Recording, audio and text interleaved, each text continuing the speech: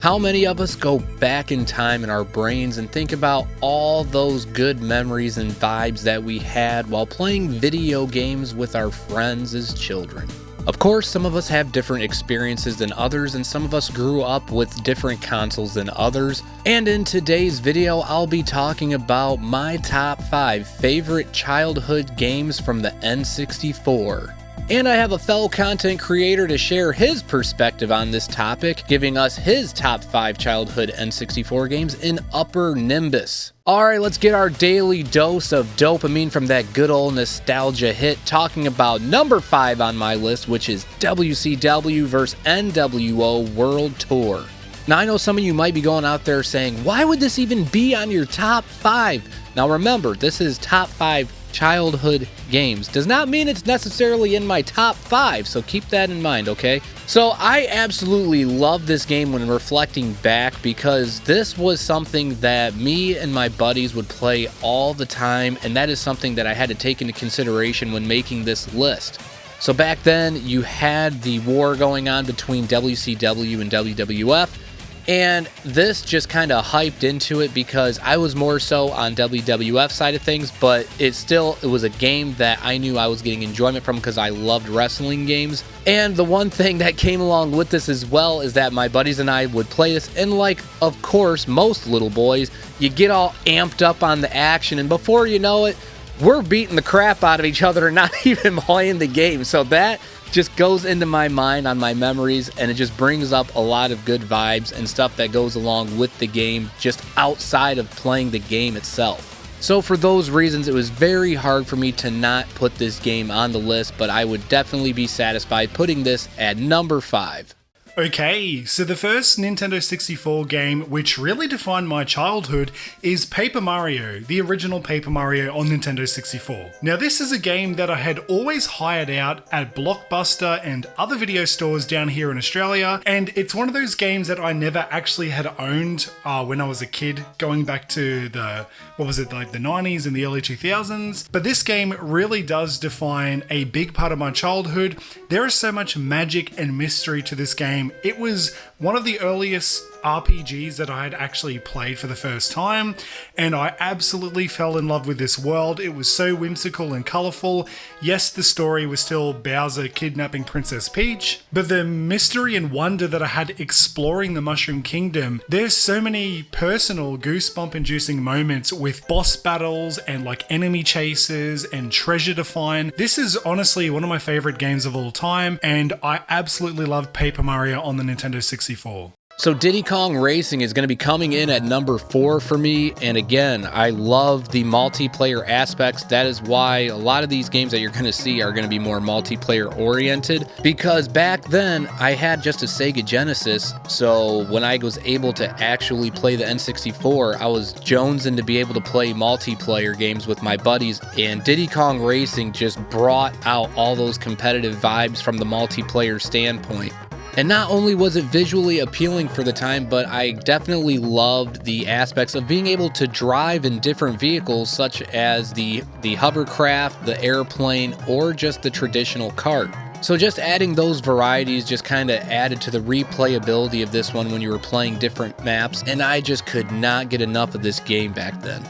I thought this one flew under the radar a little bit for the time, and I'm not exactly sure why, but I got great enjoyment from it, and I love the adventure part of it. So it just, again, there was layers to this game that just made it so good, and the replay value was just so high on this.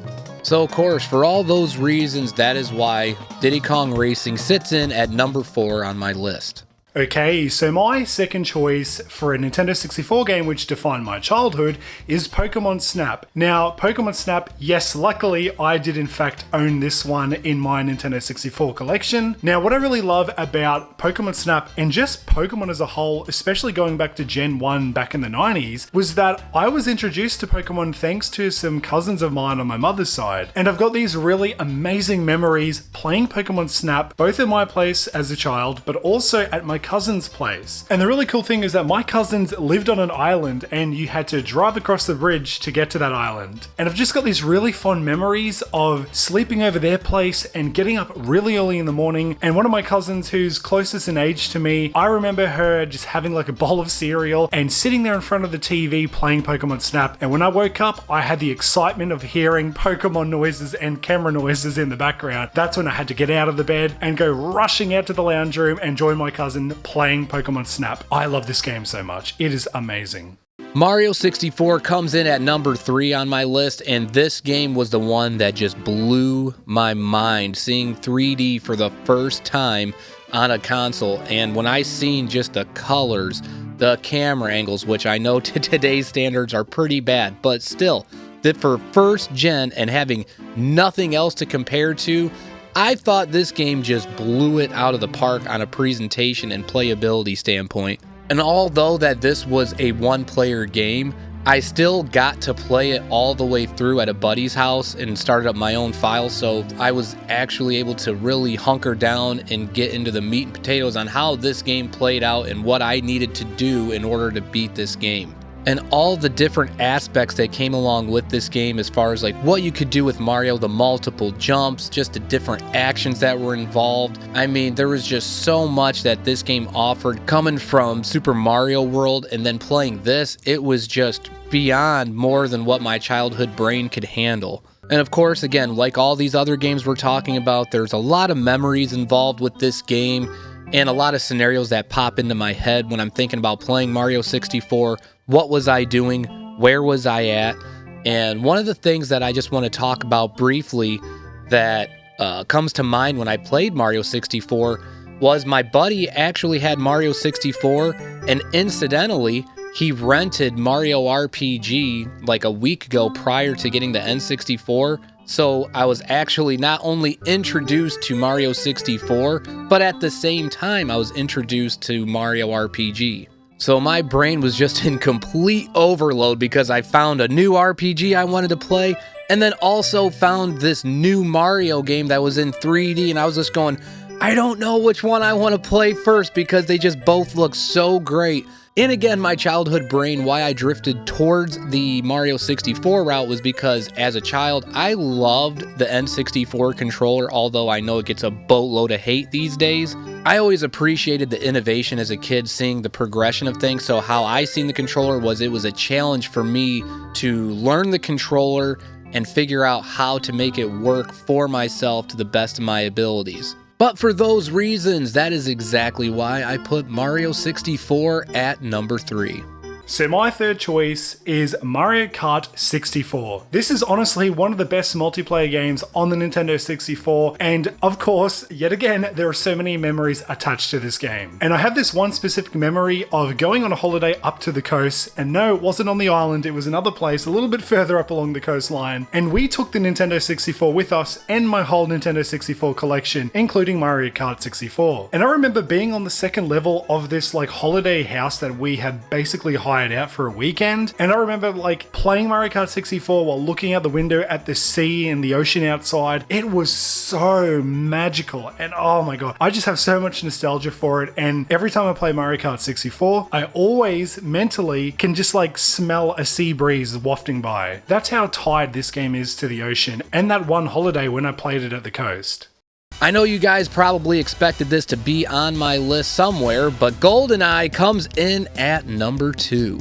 So this game I probably almost played as much as what is going to be in our number 1 slot, and this one just boasts a bunch of different memories that pop up just right now. Me talking about this, my brain is just rushing with all the vibes and all the memories of playing with my childhood friends, and it just puts me in a good place and just makes me want to laugh because, of course, as we all know, I know that we weren't the only ones that would scream this, but all you would ever hear while playing multiplayers is, "Stop looking at my screen! You're a cheater! You're a screen watcher!" All those things would be getting thrown out and banter and stuff like that every time somebody would get killed, and it makes me laugh because in hindsight, we all did it. We all did it. We were all guilty of it. And there isn't a person out there that can sit there and say with a straight face that they did not look at their opponent's screen. And those are just things that pop into my head, and it just makes me laugh, and it just makes me think of those slumber parties, if you will, or the Friday or Saturday nights of staying at a buddy's house, getting pizza, and the stereotypical thing: pizza, pop, junk food, video games, staying up until like 2, 3 in the morning, and then waking up somehow at like 7 or 8 o'clock and just doing it all over again, just playing the games all day long. And GoldenEye was a huge proponent of that. But not only just the multiplayer aspect, but I can remember me and my buddies trying to grind through the one-player missions together. And not only that, but once we got through it, trying to go back through and then playing to unlock those cheats and stuff like that you would get from beating the levels in a certain time, depending on what the difficulty setting needed to be at. That was another avenue that pushed us to try to keep grinding out this game. So for all those reasons, of course, that is why GoldenEye is at number 2. So my fourth game is Super Mario 64. This is an all-time classic, and I, of course, love this game as well. I'll tell you what, I swear I've played Super Mario 64 at least like 20 times in my life. Like, this game is, to me personally, one of the easiest and fastest games you can actually get through. I know some levels can be really tricky, and some of the stars can be a bit hard to obtain and remember like how to get, but I guess because I've played it so many times, I just sort of retain this muscle memory when playing Super Mario 64. And the music in this game is just so iconic. It's also very melodic and emotional with things like Dire Dire Docks, and also, what's it called? Is it Bowser's Road or Victory Road? I think it's like Bowser's Road or Bowser's Finale, that final track that plays when you're on your way to, well, defeating Bowser. So of course, Super Mario 64 is yet another game that has defined my childhood. So last but not certainly least, we have Mario Kart 64 coming in at number 1. Now I know some of you might be going, wait, you didn't even talk about Mario Party at all.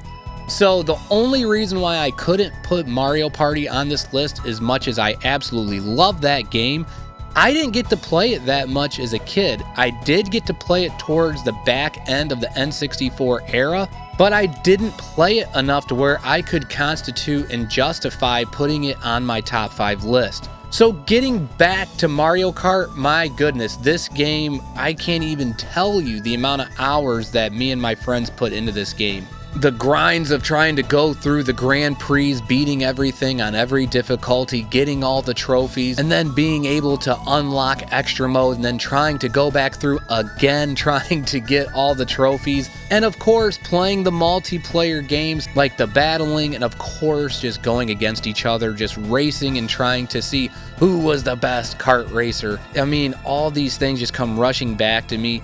And of course, again, memories. It always, in my opinion, it goes back to the memories and the vibes that come along with these games. And this one, there are just so many. I can remember one that I'll share with you guys. It was the summer that this game came out, and me and my friends, we were playing this game, and our one buddy, where we were staying over at his mom's house, he lived in a different city than us at this point now.